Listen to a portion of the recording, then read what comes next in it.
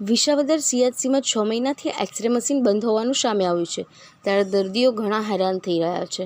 Team ગબ્બરની રજૂઆત દવાનો પૂરતો સ્ટોક મળતો નથી, સવલતોનો અભાવ જોવા મળી રહ્યો છે.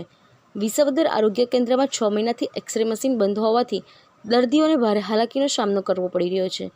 ટીમ ગબ્બર દ્વારા ગુજરાતના સ્થાપક ક્રાંતિ એચ ગજેરા તથા વિસાવદરના સ્થાનિક એડવોકેટ નયનભાઈ જોશી દ્વારા આરોગ્ય મંત્રી સહિતને કરેલી રજૂઆત મુજબ વિસાવદર શહેરની વસ્તી 40,000ની છે અને તાલુકાની વસ્તી આશરે 1.5 લાખની હોય ત્યારે એક જ સામૂહિક આરોગ્ય કેન્દ્ર આવેલ છે.